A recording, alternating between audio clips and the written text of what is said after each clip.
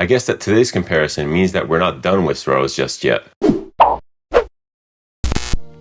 Hello, welcome back to Seldomly Often. I'm Daniel. Today we're talking fragrances, and this is the first impression comparison between Perris Monte Carlo Rose de Taif and Memo Paris Argentina. In this video series, I compare and give my first impressions on two fragrances, usually in sample form, that I chose to cover a specific topic. This is not a fragrance battle. We're not necessarily here to find which of the two fragrances is better than each other. We're here to open the conversation and talk about the wear experience. As I mentioned in my intro, I guess we're not done with rose just yet. Today's quite chilly and cold. I was feeling the mood for a warm, dense floral, and rose is the first thing that always comes to mind in these cases. I already have done some comparison between rose fragrances in the past, but I sort of left out and abandoned the idea of Perris Monte Carlo Rose de Taif. I shelved it because, well, I got many rose fragrances in the past period. I was sort of flooded and actually had to get rid of some. See the review for Noir de Noir. And I was sort of saturated, but Rose de Taif definitely deserves a mention. I initially sprayed it once in the air just to see what it was about. Mega hyped about that type of scent profile, I decided to purchase a bottle, which ultimately never arrived. And in the meantime, I was in the process of acquiring other rose fragrances, so I sort of took Rose de Taif off the list. I never really got back to testing the Rose de Taif sample I got, because in my mind, I had gotten something way better. And it's this. So this is an Attar. This is from Arige Ladoré, and it's the Masque de Taif. And this, to my mind, especially once I sniffed it, was the ultimate rendition of Taif Rose. So yes, Rose de Taif went sort of forgotten until in my latest batch of samples that I acquire through trades, because the people I trade with are just that awesome that they send me a ton of samples. I got Memo Paris Argentina, and upon looking up the notes for Argentina, because I had literally no clue what this was about, I discovered that this was actually a rose fragrance. So looking for an excuse to test Memo Argentina on camera, I started looking through my samples, and I remembered Rose de Taif. So here we are. I think it's the perfect mood for this. Let's get into it. Before we start, let me just remind you how this all works. I'll be spraying these two fragrances directly in skin, left and right arm, giving my impressions on the first spray, maybe talking about the houses. Then I'll come back after a break and talk about the dry down, maybe some use cases, estimated longevity, value for money, and all that jazz. Once again, I know what Rose de Taif smells like. I sprayed it in the air a while back. I never gave it a full wear, but given the fact that Perris Monte Carlo is all about the main ingredient, I can sort of expect what this will be like. On the other hand, Memo's Argentina I never smelled in my life. Based on the notes, this seems to be some sort of a rose oud or a rose patchouli type fragrance, and I've smelled tons of those, so I want to really see how this one differs. Without further ado, let's get right into it. I'll be spraying Rose de Taif on my left arm. I'll be doing 3 sprays of this, so here we go. Despite the atomizer on the Perris Monte Carlo being quite weak, I can already massively smell the fragrance in the air. It's very beautiful, it's very intense, and very deliberate. While we wait, let me tell you about Perris Monte Carlo as a house. It's a strange house. It's one of these French houses that really focus on one ingredient at a time, similar to matière première, some may say. This approach of having a single ingredient first, front and center is not necessarily to everyone's taste. If you're not experienced, or if you're still looking for the wow factor, these fragrances usually come off as boring. I totally get it. The narrative aspect of these fragrances is quite low unless you associate the fragrance to something in your life. The transition of the fragrance is also quite linear, so there's that. These fragrances pretty much start in a way and finish in the same way. Personally, I still sometimes struggle with this type of fragrance, but I've grown to appreciate them more and more. Sometimes it's all about the simple beauty of showcasing a great ingredient. Now, there is an issue with Perris Monte Carlo that I have, and specifically with this fragrance, namely the fact that it uses full synthetic materials. The perfumer for Rose de Taif is Luca Maffei, and in an interview I saw recently, he openly states that the raw material, Rose de Taif, is pretty much unavailable to general public. He explained that basically 100% of the cultivated roses of Taif are used by the royal family, and there's no left for anyone else. So he tried his best to recreate the smell of it with artificial compounds. This is not necessarily a bad thing. A lot of perfumes are based on artificial compounds, but in this case, for Perris Monte Carlo, for a house that really showcases one ingredient, I think it's a little bit of a shame.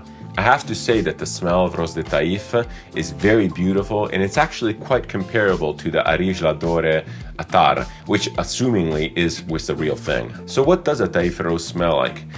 It's a very peculiar variant of rose because the thing that characterizes it is this massive, like lemony and sour note. You get all the florals, you get this very punchy, fruity rose, but then there is this very bright, sour, zingy, and zesty top of it. It's just a variety of rose that has that specific smell, and it smells nothing like your typical rose that you smell in other fragrances or that you're used to picturing.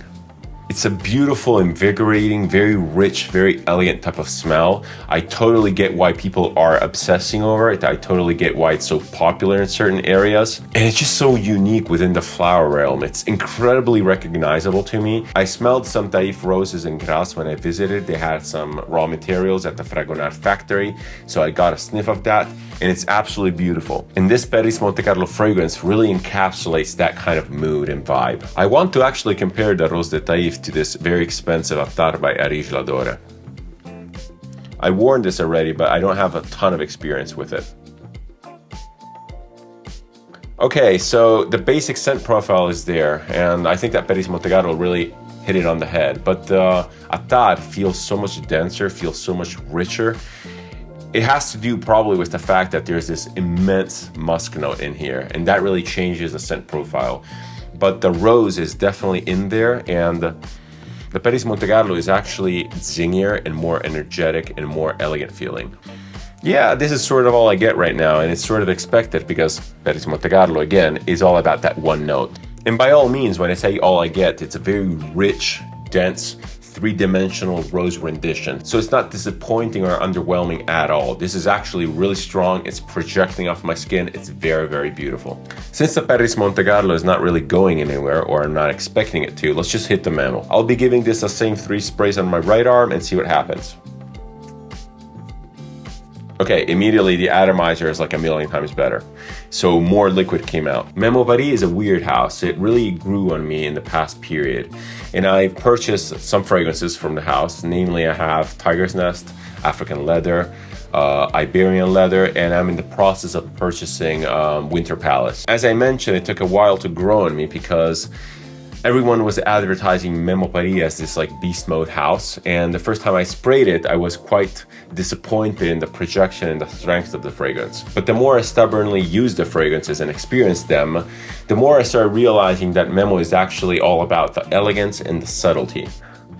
Right away, Memo Argentina is a very familiar smell to me. This straight up smells like Noir de Noir by Tom Ford. It has the same type of imprint. I've been smelling a ton of rose fragrances these past 2 months, so I have a lot of experience with the variations and with the various brands.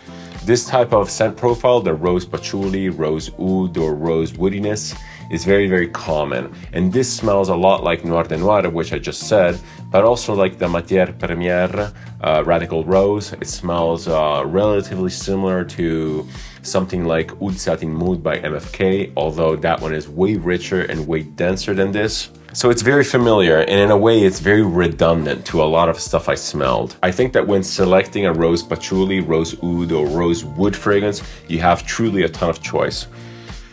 And it's very difficult to go wrong because it's a specific type of scent combination that really masks the quality of the rose in a way. It really subdues it with this heaviness of the patchouli or the oud. And even something like the fragrances from Monte, which are arguably a little bit cheaper and maybe lower end of the niche category, they still have a really good rendition of this type of combination. Another thing is that the majority of these rose oud, rose patchouli, rose wood fragrances have great longevity. I guess it's just a type of scent combination that lends itself to this. And this might be the reason why it's so popular even in the Middle East. It's a very traditional type of approach, so there's nothing really surprising to me here. Let me go back to the Rose de Taif a sec. Yeah, this smells absolutely completely different. If you're sick of rose, if you're overwhelmed with the usual rose fragrances, which are sort of like the Memo Paris, you definitely have to get your nose on the Rose de Taif variant, just because it's so unique and so different from anything else. I feel that most rose-centric fragrances really categorize in two. So you either have the rose patchouli or rose wood type of fragrance, or you have the rose soapy ones like the aldehydics, like the citrusy, like the fresh ones, like Rose de Jamal by L'Indémodable. That's actually super beautiful. Or another one that comes to mind is the new batch of Amoj Lyric Man. And I really want to underline the fact that I'm talking about the newer batch, which I have a first impression video about. In the meantime, I came to acquire an old batch, some of the first batches of Amoj Lyric, and it's a completely different fragrance from the newer one, as you guys were rightfully telling me. Yeah, the Memo is really simple. It's sort of unsurprising. It has this velvety type of rose. I would say this is almost not rose centric. You have this like dusty cacao patchouli type of thing going on. In the top you have some citruses, you have some zinginess, but it's very, very tame compared to Rose de Taif. And again, the rose in here is the usual very velvety, very rich, very deep red type rose. The Rose de Taif is so unique that I don't really want to almost assign it a color, but if I would, it would have to be this like hot pink rose. It gives me very energetic, very zingy type of vibes.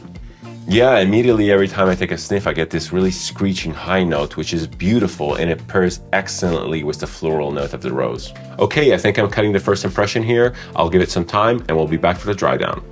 Okay, we're back. It's been an hour and change, maybe an hour and 30 minutes.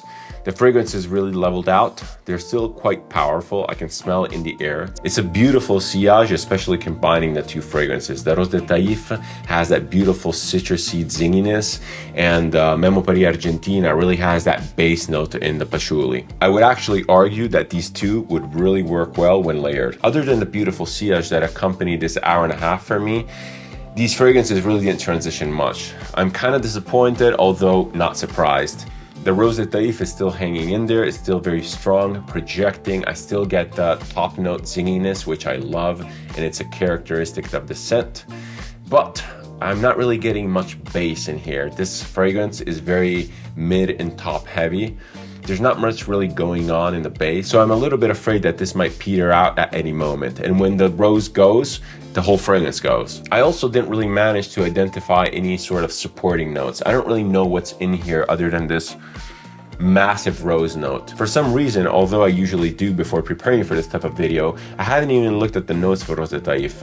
I sort of gave for granted that the Perris Monte Carlo would be very straightforward. And to me, it is. But I am missing any kind of supporting note, which is much more prevalent in something like Matière Première. Matière Première really uses a lot of support to really boost the effect and the vibe of the single ingredient. Perris Monte Carlo usually goes for one ingredient straight up. And from Perris Monte Carlo, I actually have Patchouli Nosy B. And that's a beautiful chocolatey rendition of patchouli. It might be just that variant of patchouli or not. I'm not really sure because I'm not really familiar with the Nosy B variant of patchouli other than with this fragrance. But it's actually quite good. The other Perris Monte Carlo I have experience with, because I went through a full 5 ml sample, is the Cedro di Diamante. That too is very straightforward and doesn't really have any supporting notes. And I was afraid that the Rose de Taif would be very short-lived like Cedro Diamante, but it's really hanging onto my skin. If you're afraid that the Rose de Taif might be too feminine, given the fact that it's a pure rose scent almost, fear not, because the Rose de Taif specifically is a very unisex type of flower. It has zinginess, it has presence, but it kind of wears like a cologne. It's very fresh, very easygoing, and completely unisex. I would say it almost leans masculine compared to other flowers, and Perris Monte Carlo themselves have another rose fragrance, which is apparently more suited towards women, which is Rose de Mai. I have not smelled it, so I can't comment. The Memo Paris is very underwhelming to me, not because the scent is bad or it's weak or anything else. It's just because I smelled so much of this scent profile that I'm really saturated. This really reminds me of Noir de Noir, except for that mushroom truffle note. This is much cleaner, it's much more linear, it's much more elegant in a way. Noir de Noir is beautiful and super elegant, but it has that edge. It has that edge that makes it very gothic and dark. I could say that the Memo smells higher quality, but it's much more predictable and smoother than the Noir de Noir. Overall, if I have to choose between the two, I would choose Noir de Noir hands down. It's good, I can't really fault the scent profile, but I know what this costs, and for the price, there are so many more options that you can explore. Speaking of price, the Rose de Taif, especially at discounters, is incredibly reasonable. You can find it all day between 60 and 70 bucks for 75 ml, which is actually the Memo Paris bottle, and they actually kind of look the same. They have the same sort of profile. And especially when evaluating the price and considering that the Rose de Taif is such a unique scent profile, I can wholeheartedly recommend the Perris Monte Carlo to you right away. It still still kind of early to be definitive about forecasted longevity, but given my experience with the Memo, I would be ready to bet that you can get at least 6 to 7 hours from the scent. And also, again, this type of scent profile is relatively easy to make and to make long lasting. The Perris Monte Carlo, I'm not really sure. For now, it smells just like I sprayed it, and we're almost 2 hours in. But this is very promising, so I'm expecting at least maybe 5 hours of longevity, 5 hours of a very strong smell. I don't think it will go super long, and I'm not really sure when it will turn into a skin scent. But for now, it's projecting and it's loud. I think that both of these are very versatile. You could wear these on a daily basis, even signature scent these too. The Memo, although being a rose patchouli, wears very light. It's very much in the mid-tone. It has a very dusty type of powdery wear. I think that this is very inoffensive. The projection is not massive, and I doubt that scent profile alone you would bother anyone when spraying this, even in the office. Rose de Taif is also very beautiful. It's a little bit more of a unique scent. I think it would stand out a little bit more.